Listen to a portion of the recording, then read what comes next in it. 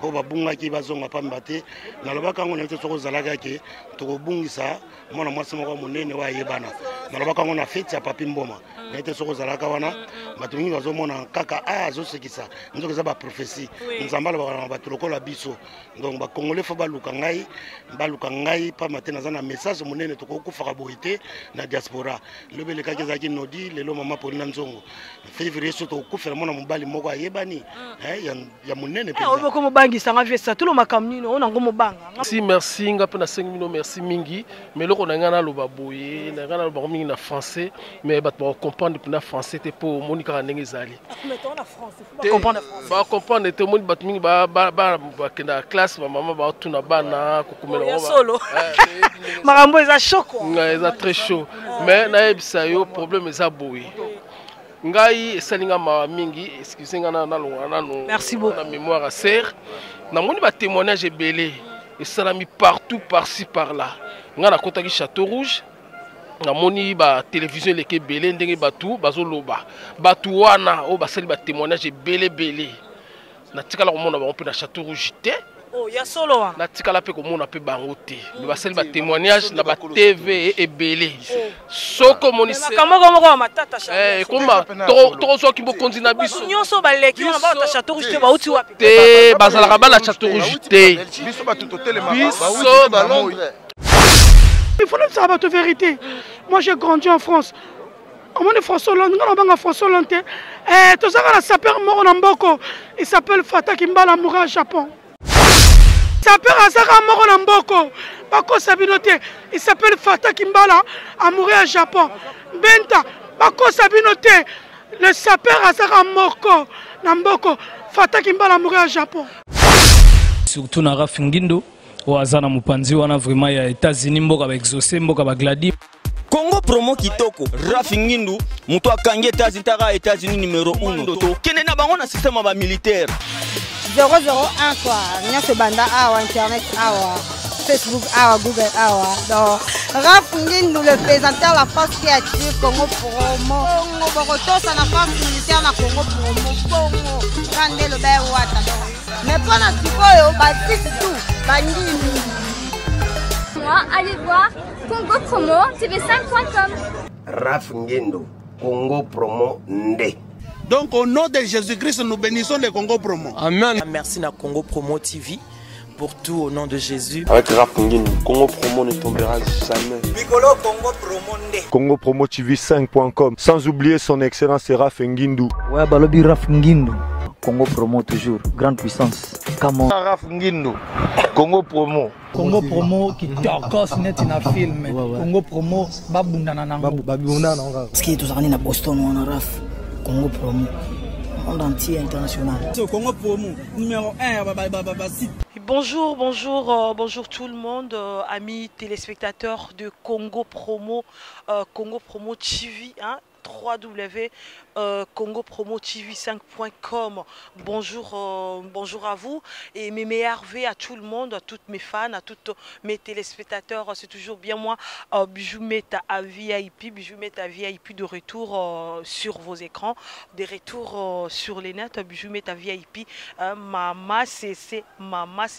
Voilà, je suis déjà des retours. Je dis bonjour à tout le monde, mes meilleurs vœux à tout le monde, meilleurs vœux à toi, Rafingindo depuis Boston, meilleurs vœux à César Amoundala, mon mari, et meilleurs vœux à toi Charlie HM et bon retour au pays quoi, parce que vous allez qui na Congo Kinshasa, mais nos régions de Bisso na France, c'est ça la moi bien quoi. Et meilleurs vœux à Mani Solide, mais meilleurs vœux à toi, meilleurs vœux à toute la famille Mboula, meilleurs vœux à toute la famille Amoundala, meilleurs vœux à la famille Tingi, Élisée Barbine Tingi, grand frère Nanga sponsor Tingi solo là, et mes meilleurs vœux à tout le monde, à tout Bolinga, Bijou Meta VIP, je suis toujours là, et mes meilleurs vœux à tous mes enfants, mes meilleurs vœux à Mani Solide, et à toi, les grands réalisateurs, Chris Colorado, Chris, mes meilleurs vœux à toi, ainsi qu'à Priska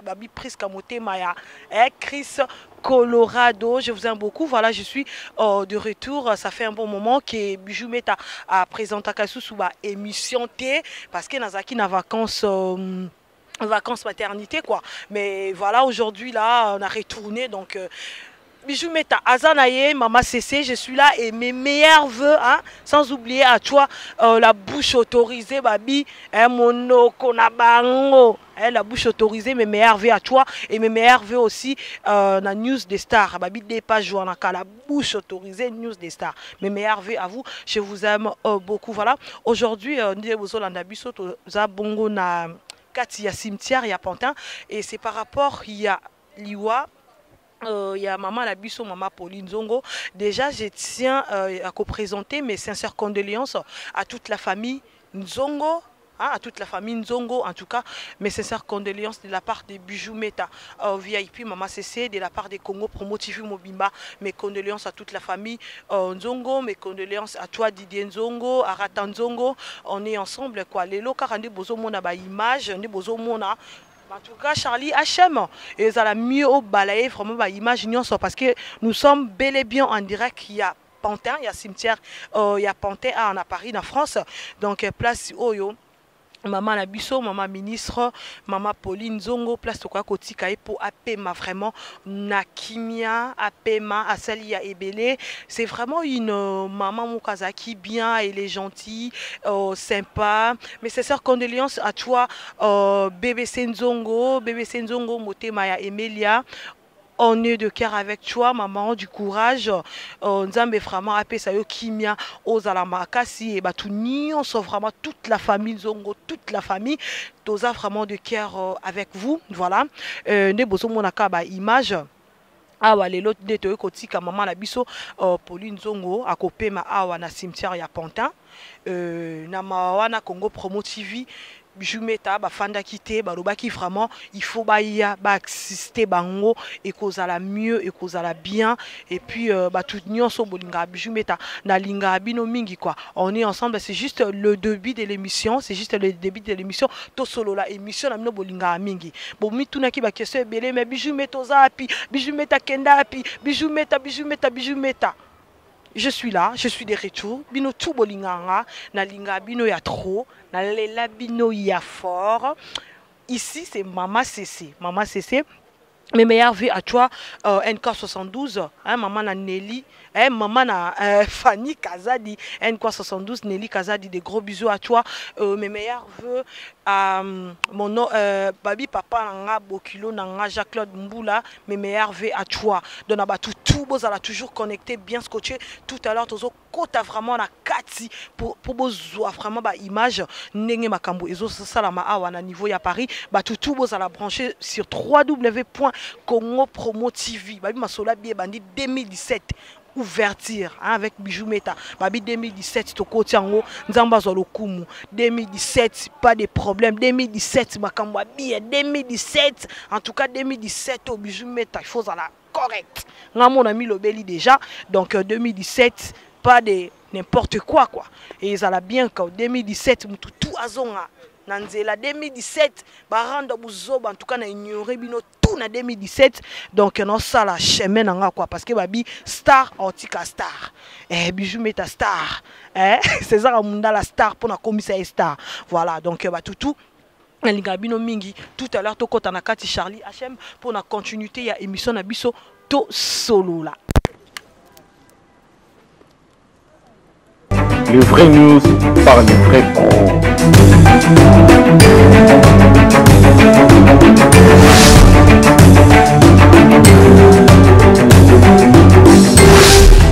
Voilà, tout à l'heure on est là c'est Kibino qui est tout ça bon vraiment en direct na Pantin na cimetière place Toya ko pemi ça molimo maman la biso maman ministre molimo na et puis mala kimia voilà tout à l'heure on a écouté le bongo babi hein qui tend des alia qui tend des ala Charlie HM qui tend des ala minga rolobeza tenga na chaka micro nanga a Jaffa ko faire azalia na chaka micro nanga bango moko baloba minga rolobeza ezate c'est par rapport à matanga ndenge ba yebela ki maman Pauline Zongo et maman Pauline Natiki biso ba prochaine bango par rapport ya liwa ya maman Pauline Nzongo. Bonjour déjà, bonjour. Bonjour.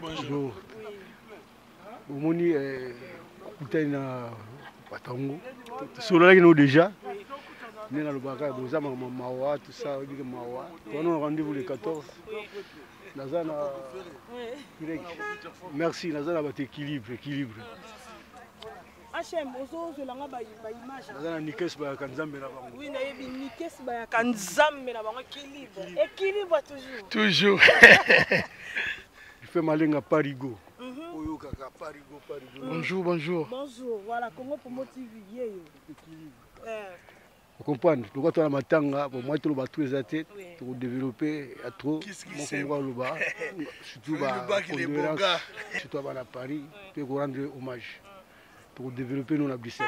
D'accord, il n'y a pas de souci. Merci beaucoup, Jean-Franco Ferré. Nikes Bayaka, juste un petit mot, la famille. Mes condoléances, on a mère Nabiso, mère vraiment non cadré Biso. Ou même tout bébani dans le baguette. Et Tigalara Mamba Bilamba. Les autres, on a soutenu, tu as mutu soutenu. Vraiment, maman ministre. Et même Mali, les mêmes Mboula, ils ont monitoyé, accompagné dans les boss, Floride Loubak, les Bogas. Ça va même.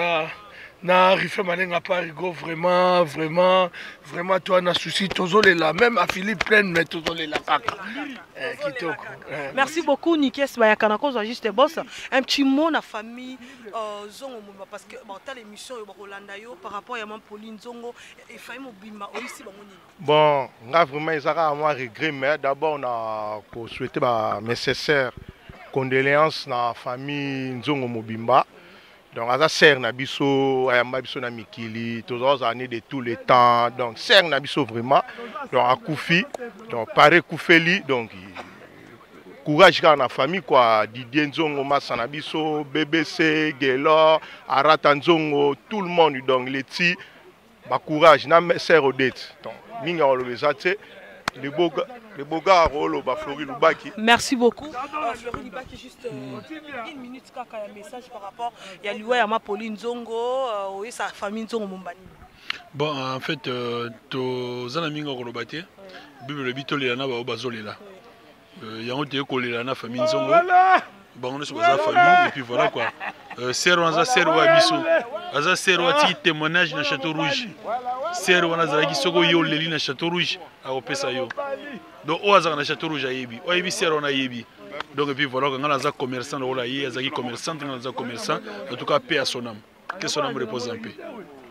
Merci beaucoup. Voilà, candidat qui vient émission Nabiso, ils ont continué spécial vraiment émission pour la maman Pauline Zongo, mais c'est sœur condoléances encore à toi, à Ratanzongo, à Boteli biso bébé qui toko bébé Neliana Louise, ngala bengé bébé Neliana Gucci, mais c'est sœur condoléances également à toi Nelly Kazadi, mais c'est sœur condoléances à toi ma chérie. On est ensemble quoi, Tozo la kaka, ma Pauline Zongo. Pauline Zongo, maman ministre, Tika Kibiso, donc Tozo le la kaka, en tout cas lelo Tozo le la kaka. Et monsieur le Soto Solola, Congo Promo TV, ils ont continué, en tout cas, vous allez vraiment brancher, bien connecté, Makambo Belé et Roleka, na émission Oyo. Charlie HM, to continuer comme solo, Nengezali. To landa kaka, Makamongo kaka, Nenge Ezali po balobi lelo te kotika, ma Pauline Nzongo, maman ministre apema na kimia asali ya mingi asali ya ebele mais nzambe a permettre que ekoma donc lelo vraiment to ekotika e apema donc Charlie HM ba image kaka ekozala bien makasi voilà tout à l'heure na moni à côté nanga Paul le père Kazaliawa yepeto moni na matanga ya ma Pauline Nzongo. Bonjour les Paul Perk. Bonjour Bonnie. Bien voilà, tout le monde a lelo vraiment na matanga ya ma Pauline Nzongo. Tant que musicien, ma Pauline Nzongo azala qui vraiment mécène moko munene a aidé ba musicien, a aidé ba tout et belé na niveau ya Europe, na niveau ya France. Juste un petit mot par rapport ya liwa naye et puis ko présenter ba condoléances na yo na famille Nzongo Mobimba. Oui, merci beaucoup pour cette occasion. Donc, on a présenté ma condoléance Tanga, tout droit dans la famille. Et maman Pauline, c'est vrai que Azam Essen a salé trop pour la musique congolaise, un peu en tant que musicien. Donc comme je suis des passages à Paris, donc j'en ai profité de l'occasion pour passer quand même pour un dernier recueillement quoi. Donc condoléances à la famille naïe et puis à toute la communauté congolaise et qui a assisté à mon aîné à Wabassa. Merci beaucoup Paul et Père que n'engaka kolobi que aux en a des passages, aux en a des passages dans niveau quand la rythme il y a Paris. Et voilà. Voilà les ambiance émission. Meilleur vœu c'est le scram. Voilà, c'est le scram payé. On a ce qui bino émission de continuer, c'est par rapport à ma Pauline Zongo. Juste un mot, la famille Zongo. Non, mes condoléances à Bango, mère Nabiso, ma mère va soutenir Nabiso depuis tout le pour toi. Et les autres, Tikae, le dernier jour, Nae, tout là donc mes condoléances à la famille Nios et puis ma maman tu à Château Rouge, la artiste Nios et puis voilà quoi. Merci. Merci beaucoup, c'est le scram. Voilà, voilà, merci beaucoup. Émission Nabiso, ils ont continué, car ils ont continué. Charlie HM, tu continué, car ma sola, on est allé. Aux hommes, ma fille, maman, la biso à Paris, des bazo tambola, bazo leka. Donc, pour nous assister, famille Nzongo Mobimba, mais c'est ces condoléances encore une fois à Diden Zongo, Mokonzanga, on est ensemble, toute la famille Zongo, bébé Nzongo, Laetitia Nzongo, tout, en tout cas, tu es juste quoi assister Namatanga, il y a ma Pauline Zongo, maman ministre, émission Nabiso, et ils ont continué, on avance, place vraiment, encore il y a maman ministre et Kozala. Charlie HM, tu continues. Voilà, quand les Sakibino émission de continuer, on est vraiment sous la pluie, hein. On est comme gelé, vraiment sikoyo. Voilà, baza tellement ébélé. Mingor le bezali, on a passé juste qu'un micro, juste un mot. Bonjour déjà. Bonjour. Voilà, juste un mot par rapport il y a Liwa, il y a maman Nabiso, Pauline Zongo, il y a toute la famille Zongo au Baolanda émission. En tout cas, Topé Sibino. Merci Mingi, Ndebroye, Bossé dérangé, Mbou les Obeta, Ten Abienté, Malili Makasi. Mais on a pensé Koufi, Yaya, donc maman, Yaya, Akambi Biso, Banda Barane Onyoso, Nari Panama. Donc, Yango allait te rendre dernier hommage. Donc, tout, Yomo Monde Bazali, donc, Congolais Nyonso, Lelo, Batiki Moussala, Batiki Nyonso, Ye Kaka, Pona, Kokunda Maman Zonko. Donc, tout ça, c'est un grand frère Nangaï. Merci beaucoup. Oui, merci. Merci Mingi. Mais là, on a un lobaboye, on a un français, mais on comprend le français pour Monica Nengezali. Mais on a français, faut comprendre français. Ba comprendre tout le monde ba classe maman ba tuna bana kokumela solo. Marambo est chaud quoi. C'est très chaud. Mais na ebisa yo problème est boye. Ngai esalinga ma mingi excusez-nga na longana no. Merci beaucoup. Na mémoire à serre. Na moni ba témoignage belé et ça l'a mis partout par-ci par-là. Nga na kotaki Château Rouge. Na moni ba télévision leke belé ndenge batu bazoloba. Batu wana o basali ba témoignage belé. Na tikala ko mona ba on peut na Château Rouge té. Oh, ya solo wa. Na tikala pe ko mona pe bango té. Mais basali ba témoignage na ba TV et belé. Soko moni se. Kamoko matata cha. Komba to so ki bo konzina biso. Nyonso baleki na ba ta Château Rouge te ba uti wapi. Te bazala ka ba la Château Rouge te. Biso ba tutotelé ma. Biso mutu tozali ba na Château Rouge na ri Panama. Ser na biso to lia kana ye soka lingo lia azala besoin pour apeche zala abenga rapenga. Petit na raze fondo yaka to lia. Biso nyonso nde to aliawa. To vaina ba mbula na ba mbula. Rio na Panama, commerce à serre ndenge banda, na ndenge évolué, biso mutu to sali yango. Mais na regretté, na moni ba te belé, ba utso ba mboka ni na yebité. Non, to pesa ba chance. Dans la France pe. Tiens, il faut le bela parce que ngai sala nga méchant. Ngo mama tanga to yotika na biso mama. Mais ba tika ba faux témoignage. To lingi ba faux témoignage te. Ba makambo yango to lo ba makambo ya ba mboka ba nini. To boy na so makambo na il faut nous sanctionner. Même dans Bamboka Tiba, il faut sanctionner Batu. Tout ce qui est faux témoignage. Bana Château Rouge, Bana Maman Pauline, Sœur Pauline. Comment Maman a biso. Merci beaucoup. Juste un mot. Bon, on a été Alexis, frère en crise. Talaga teni na la serre, tala teni na la serre, salamate na Congo. so namoni mutu na tenyo yo na funde pambila donc toye kolela matanga botika ba témoignage à lokuta pour na ser biso ba tutovanda na tulene to melana et ser akoya na mabele biso ba tutolokota et ser que son âme repose en paix biso peto zonga na kimia Dieu merci mobulo ebimite kitoko. Merci beaucoup. J'espère que le message vraiment est commis. Message est commis. Tout aux les la kaka. Ma Pauline Zongo. En tout cas, nécessaire condoléances encore une fois. La famille Mobimba Zongo. On est ensemble. On est de cœur avec vous. Tozo continue à coller là parce que les autres Tozo tika maman na biso awa na panthère. Vous allez toujours scotcher, hein, bien scotcher devant l'écran nabino, devant ordi nabino pour la continuité à l'émission avec toujours bijou meta VIP. Hein, Mikolo babi maman cc. Maman la prince héritier. Aïe, Oziwapi. Donc, à suivre toujours dans www.congopromo.tv. Charlie H.M. Zwaka ba image et ça l'a bien qu'à pour les téléspectateurs bamona et ça la paie bien quoi. À suivre. On continue toujours l'émission. Voilà. Voilà, Tozo continue toujours. On a mon PA. Tozo bon on a Roi David. Roi David, bonjour. Meilleurs vœux. Voilà, mission Nabiso, ils ont continué tout solo là, spécial enterrement. Il y a maman ministre, ma Pauline Zongo, toujours avec Bijou Meta VIP, maman CC, maman héritier, Babi Prince héritier. Roi David, Roi David, juste un petit mot, na famille Zongo, mabazo la nayo.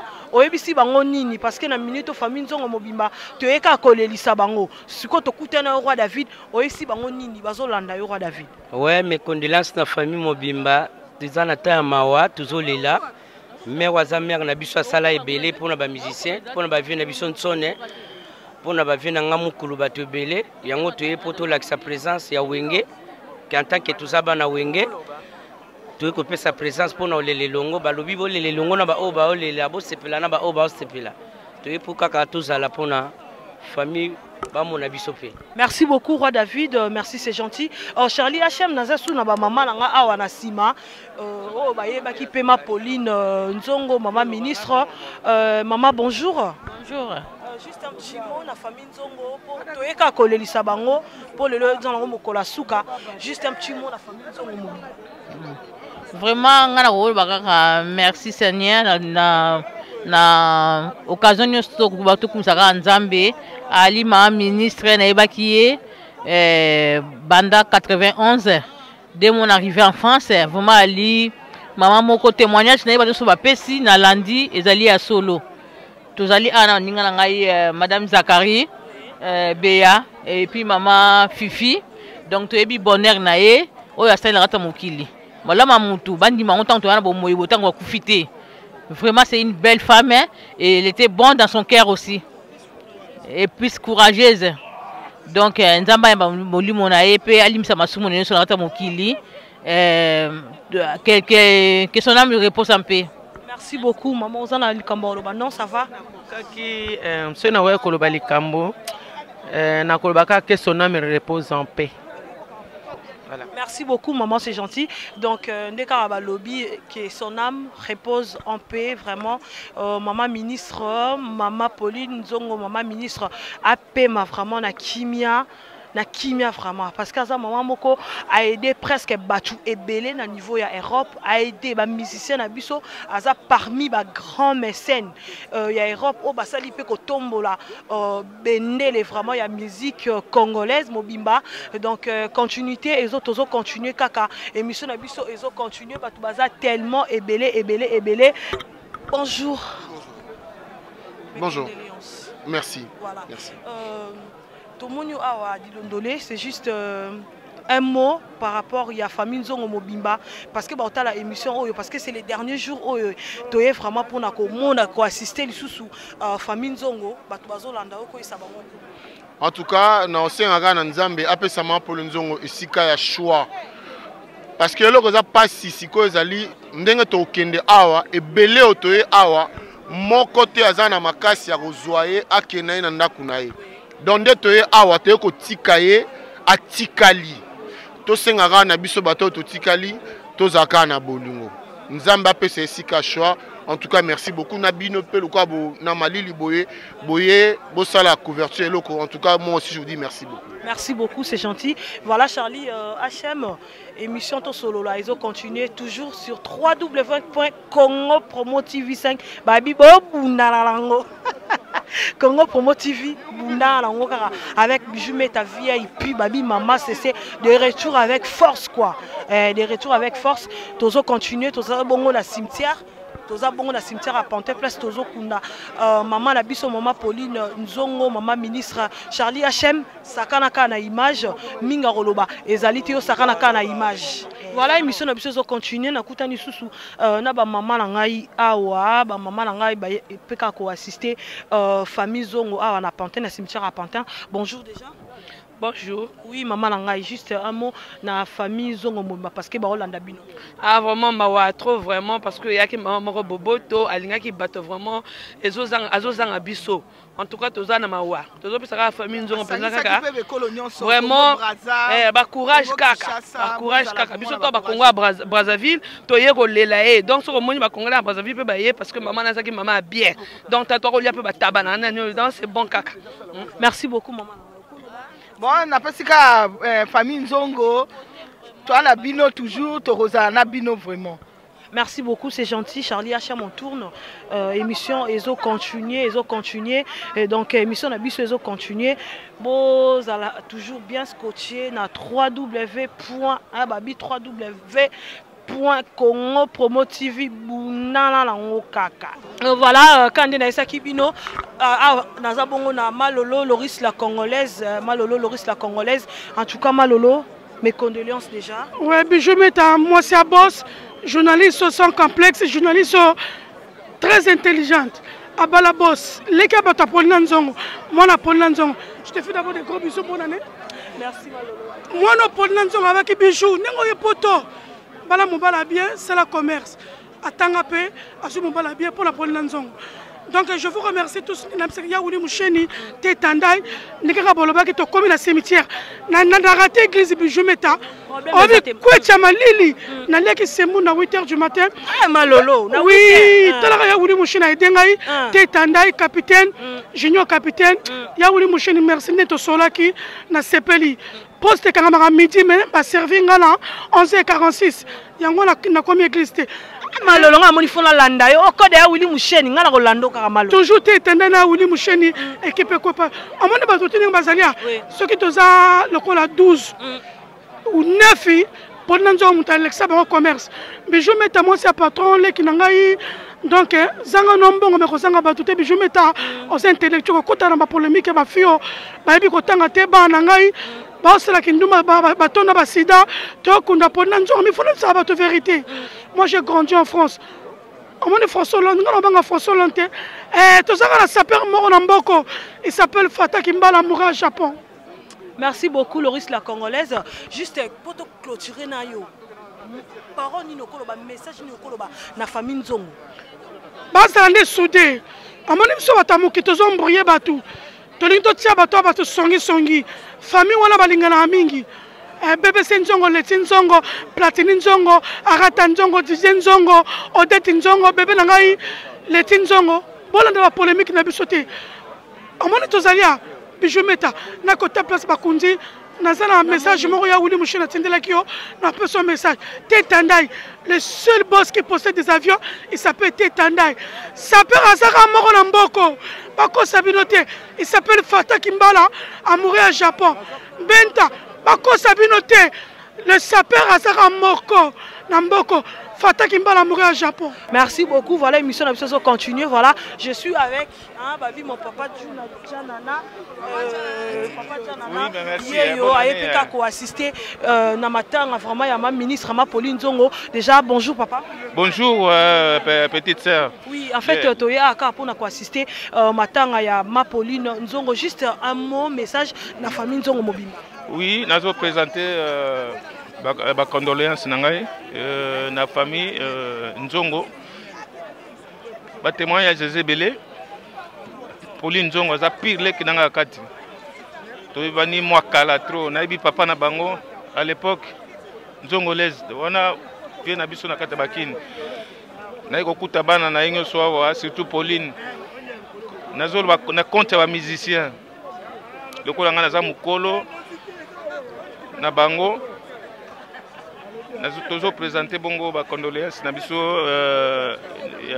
na famille Nzongo na nyonso asali mpona bamusicien ya mboka na biso awa na Paris surtout na Château Rouge restaurant na ekomaki restaurant bamusicien soko leki oza pepele en tout cas ake avant trop esali biso mpasi yango na marqué présence lelo na cimetière lelo na enterrement na ye il fallait tozala wana tout au long ya matanga tozalaki bato nyonso bayebi ngai nazalaka toujours pembeni ya bato na ngai mpona makambo ya bamawa boye na kati ya mboka mopaya tokomi famille totiki mboka mosika soki tokutani na mboka ya mindele tokoma biso nyonso famille moko tolingana. Merci. Merci beaucoup, Juna Janana. En tout cas, message est commis. Ma connaissance est continuer. Juste un petit mot. Voilà. Bonjour. Bonjour maman. Charlie HM, hein, parce que toi, mon continent bango, babi bilele et là la repas na yi. Bilele là la repas na yi, mais le lot tu es dit makamwala te, tu es juste quoi assister famille Nzongo mobimba. Message na yo ko zalani na famille Nzongo pour ba Hollanda yo pour na mukola lelo. Famille Nzongo, je suis de cœur avec vous, je souffre avec vous, je porte mon cœur dans votre famille, donc il y a Mingi Albayate, mes condoléances, Bosa Makasi, Bosa la courage, on vous soutient, on est avec vous. Bon, on a bu le belate, nous on est ensemble, on est vraiment ensemble. Comme on a dit Nzongo, Ti, Nawa Mike, on est avec vous, fils Dongo, Ngamo, Trésor Ngando, on est avec vous. On compatit dans votre souffrance, dans votre malheur. La sœur c'était notre maman, donc que son âme repose en paix, on est avec vous. C'est la famille avant tout. Merci beaucoup, Trésor Ngando. Charlie HM, tu as fait fils et donc babi mo continue bango fils et donc fils et donc voilà fils et donc juste un message na yo na famille Nzongo mobimba pour autant l'émission parce que les derniers jours vraiment tu as assisté bango tu as fait maman la biso maman ministre AP Malakimi. Signé à la Trésor a tout dit hein. Courage car à la famille tout courage surtout na l'idée au Luvandom. Oh Trésor a tout dit à la rare bon Vandom. Nengezawana vraiment ma Pauline accueilli que son homme repose en paix.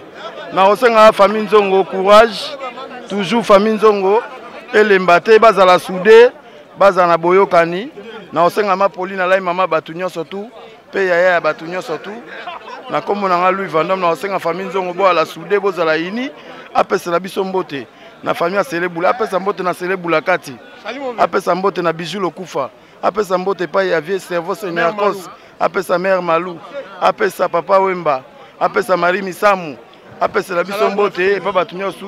Merci beaucoup, juste un petit mot. Ouais, c'est Dani Mayasi, moi je suis de pesa na serre na biso alaki bien na batunyoso ya mo toye na vivo zara mutema malamu. Donc mutema malamu na yango si to mimiti na suka toye awa pena. Ya na ka bola journaliste te ana mutunyoso journaliste nyoso alaki teka parti pris. Pana ye mutu nyonso alaki interview on osala journaliste nyonso malamu. Donc a mutu akabola gite. Asangisa ki mutu malamu na ye efuta pe biso to so mayele leçon ete ya biso. Liweza place a elambaka kateni nteme ete ya biso poto za malamu na batu. Mabe eza na tina morote to za malamu bondeko ezala soutenir bino ba journaliste bondeko ezala. Merci beaucoup. Émission zo continuer voilà na papa na biso juste un petit mot. Ouais ngamoko noko sona ekembe GPS bon toyiko kuna mama ministre awa donc tala baye belé pa na bulingo oyaki nango. Bon na minute auto comme dans l'an 2017 tolingi peuple congolais hein ayala dans moko donc to boye bazizani mama belé donc maman ministre que ton âme repose en paix au pesa so mbote pa ya papa Wemba mère Malou Niarkos l'enfant mystère. Merci madame. Merci beaucoup. Voilà to komi vraiment na souka Charlie HM juste deux personnes. Soki to komi awa eza maison awa toza na kasi bana Paris monde entier ba yebi awa toza donc soki ezana ni to yebi bon awa to yebi mana souci to yebi la maman. Donc, tu es au magasin, tu es au maman, tu as la solidarité avec les Congolais, tu es payé belé. Donc to 5 ans Nzambe atia molimo na kimia et puis to compter toujours à souder na bakabo toujours à toujours rebelle. Merci beaucoup papa. Maman Langai azali na likambo koloba po lobi. Maman Pauline a aidé Ebele juste un petit mot vite fait. Nga vraiment un petit mot na loba donc c'est son âme repose en paix. Pour maman Pauline azali maman moko très bon. Très bon na loba. Tout le monde va te Ebele bazaboy parce qu'azali qui bien. Donc o boye baka awa tout ça donc o batu baye baka na Château Rouge awa tout ça ngaye au début na bino ezalai kake na remercier maman parce que azalai maman mo so tunie likambo ke maman nalina sala boye ndenge ni nazo lakisa donc to sola ina esa même pas un mois na yo comme sola boye sali passe ya moni to kangi ba boutique lelo to ye pena to bike non to opesa mbota suka au revoir donc maman son âme est reposée na paix. Merci beaucoup maman Langai.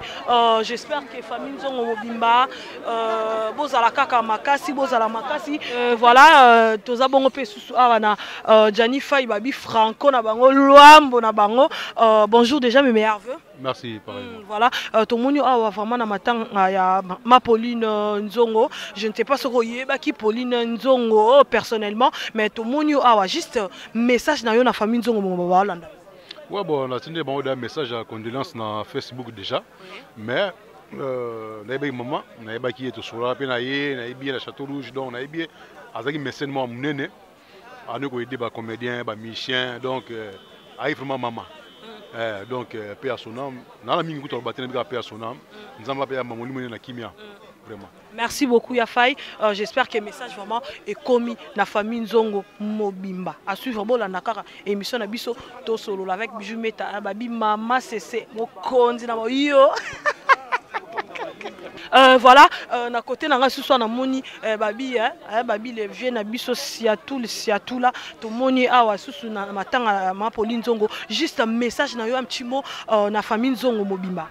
Message ezaka ke ba kangama na Nzambe ba lukelonga Nzambe pamba te liwa ezanzela na biso nyonso 2017 oyo Congolais message ezaka ke tozongela Nzambe ko babungaki bazonga pamba te na lobaka ngo na te soko zalaka ke tokobungisa mwana mwasi moko munene wa yebana na lobaka ngo na fete ya papi mboma na te soko zalaka wana bato mingi bazomona kaka azosekisa nzoka za ba prophétie Nzambala ba bato lokola biso donc ba Congolais fo baluka ngai pamba te naza na message munene tokokufaka boite na diaspora lobele kake zaki nodi lelo mama Pauline Nzongo février so tokufela mwana mobali moko yebani ya munene pe obo ko mobangi sanga vesa tulo makamni no ona ngo mobanga ngamona bangi déjà okobanga te mama parce que bangi singa prophétie ya Nzambe za ya Nzambe mama ozomona comme prophète nazalaka déjà me boyeba te bozaka na prophète boyeba te un prophète c'est tout la 2017 donc 2017 oyo liwezo ya mbango na diaspora lelo tokundi mama Pauline Nzongo o ba yete lelo babanga na bango te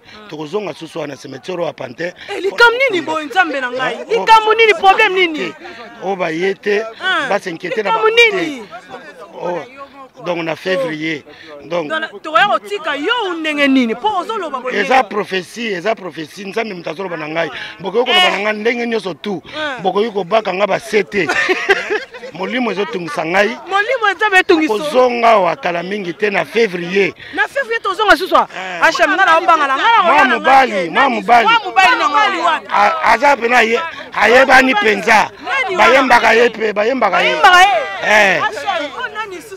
tokosonga na biso aboza na bino na kobanga te bomitungumisana te pepe Congolais kala mingi te donc toko bayembaka ye molimo ezotungisanga makasi ozomona yango ya mobali susu Nzambe alolakisa ngai molimo ezotungisanga bandeko ozomona